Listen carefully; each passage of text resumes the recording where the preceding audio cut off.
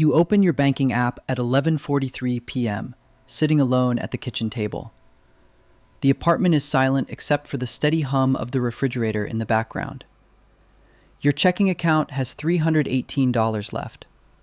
Rent is due in 4 days. The next paycheck hasn't arrived yet. You stare at the number longer than usual. Not because you're surprised, but because the feeling has become too familiar. In your email, the landlord says next month's rent is going up another $95. A $420 medical bill sits unopened on the table. Car insurance auto-charged this morning. The credit card minimum payment is due Friday. Student loans haven't disappeared.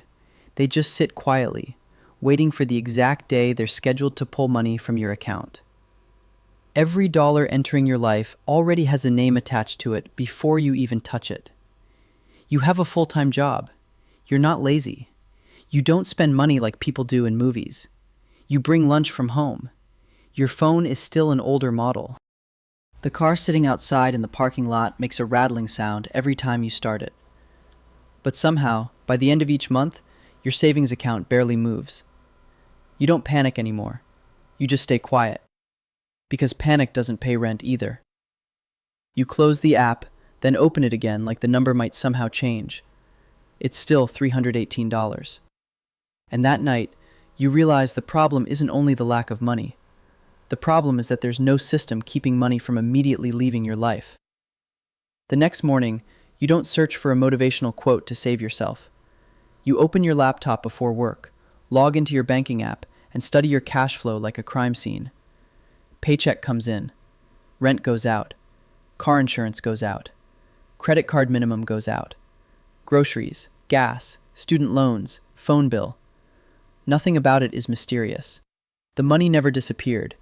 It simply never received instructions from you first. You open a high-yield savings account.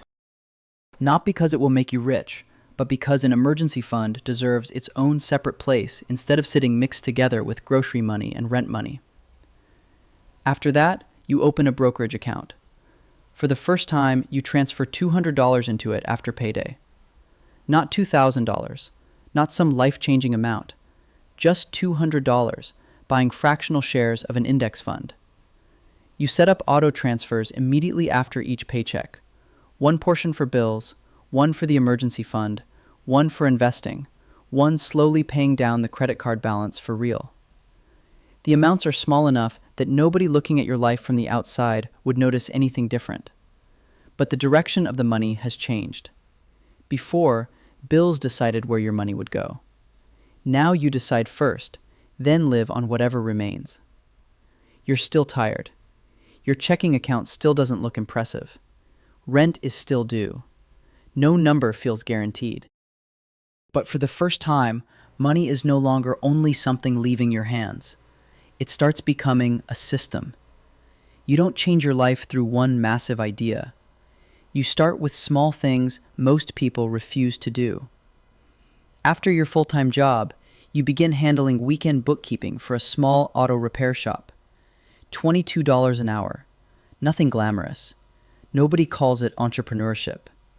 You're just sitting in front of a laptop at 10:18 p.m., sorting through receipts, invoices, payroll records, contractor payments, and expenses categorized incorrectly.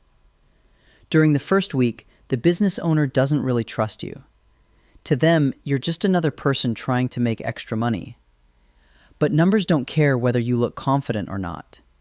You discover one contractor overcharged nearly $1,800 over 3 months. An unpaid invoice worth $3,400 that nobody ever followed up on. A marketing expense entered incorrectly that made the business margins look worse than they actually were. The cash flow wasn't broken because the business was dying. It was broken because nobody had been paying attention closely enough. You don't make a big speech about it. You simply send over a clean spreadsheet with every line clearly labeled. Money in, money out, leaks, fixes. 2 days later, the owner calls back. The voice is still cold, but different now. They ask if you can review vendor contracts too. Then they introduce you to their accountant. That accountant works with a few small landlords. one property owner needing help cleaning up rental portfolio data, and an investor buying distressed properties. No mysterious millionaire suddenly appears to rescue you. There's only competence, a small skill applied at the right moment, solving a real problem. The next morning, you still wake up and go to work. You still drive the old car. You still make the minimum credit card payments. But for the first time, you feel like you're no longer only selling time. You're starting to build leverage. You found your first deal nowhere near a flashy seminar stage. It was buried inside an old listing with blurry photos and a short description, sitting near a small industrial area more than 20 minutes outside downtown. A duplex priced at $82,000. Nothing impressive, nothing viral. One unit vacant, the other rented to a tenant paying $775 a month. The roof was old, the flooring looked terrible, the kitchen needed work. You didn't immediately call it an opportunity. You opened a spreadsheet instead. 20% down meant $16,400. Closing costs were roughly $3,200. Repair estimates came out around $11,000. Mortgage payment would sit near $560 a month. Property taxes, insurance, water, vacancy reserves, and maintenance started dragging the numbers down quickly. If both units rented for $775 each, gross rent would total $1,550.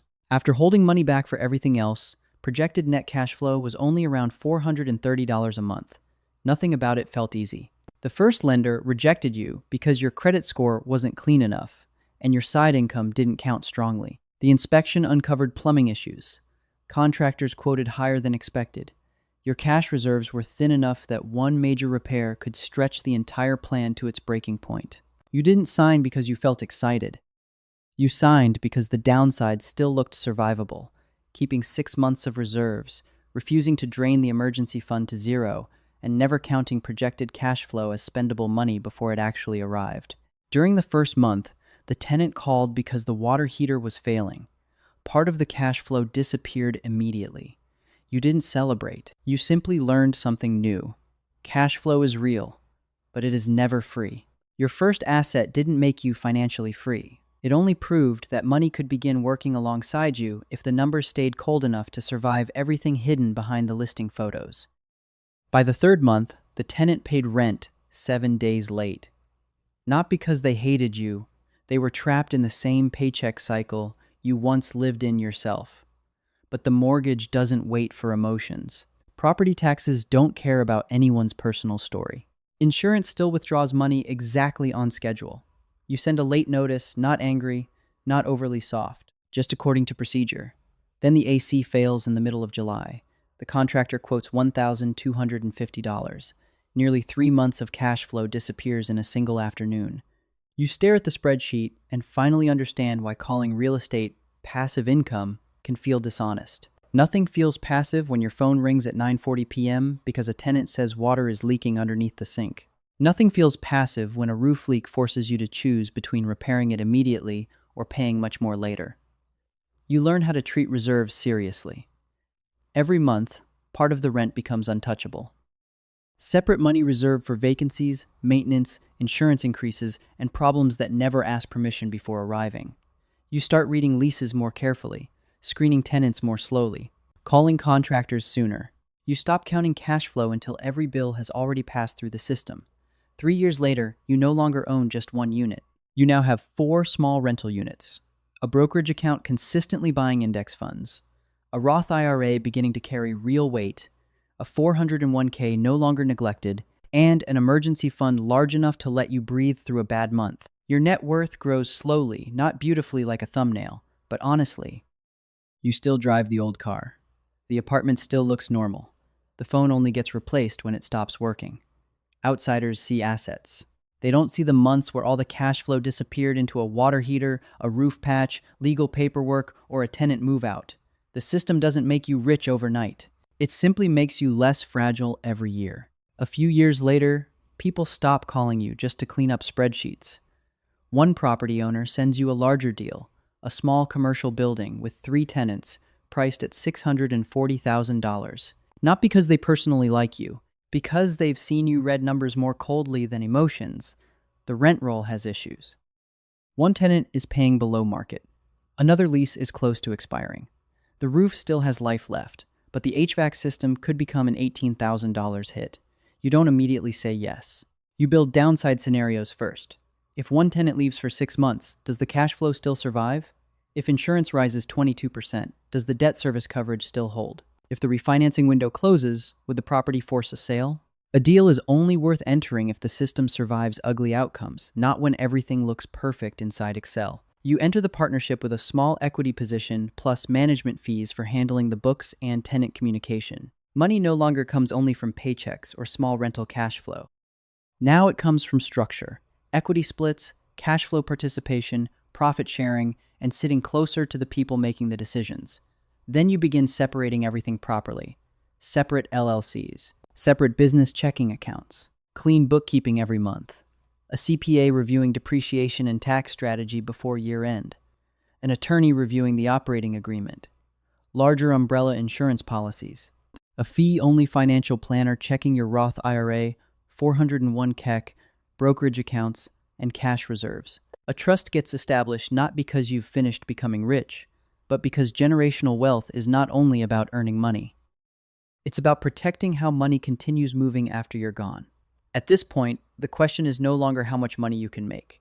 The question becomes whether the system still survives through lawsuits, tax changes, vacancies, recessions, or market shocks.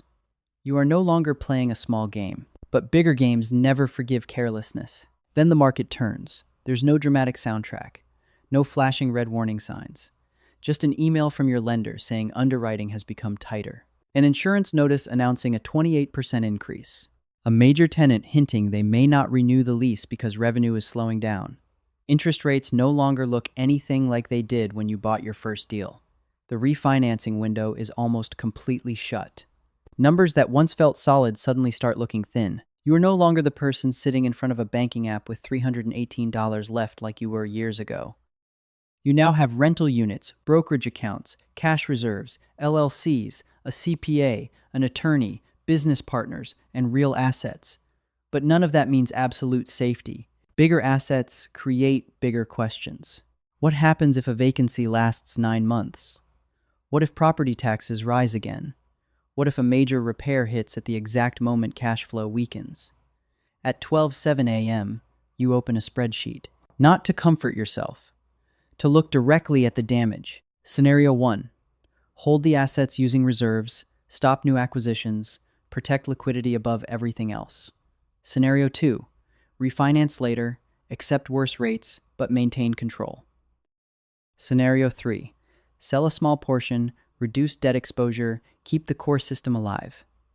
You call the lender, send files to the CPA, message your partner about renegotiating the lease before the tenant walks away. You're still afraid. The difference is that now the fear has data behind it. Runway, contingency plans. Years ago, one medical bill could collapse your entire month. Now, a market shock is no longer the end of the story. It's a stress test. Generational wealth is not the moment you feel invincible. It's the moment your family finally has something worth protecting, something worth structuring, something capable of surviving longer than a paycheck. Nothing is guaranteed. No system is immune to risk, but you are no longer standing in front of uncertainty empty-handed. The market does not care how far you've come. It only asks one question. Is the system you built strong enough to survive this time?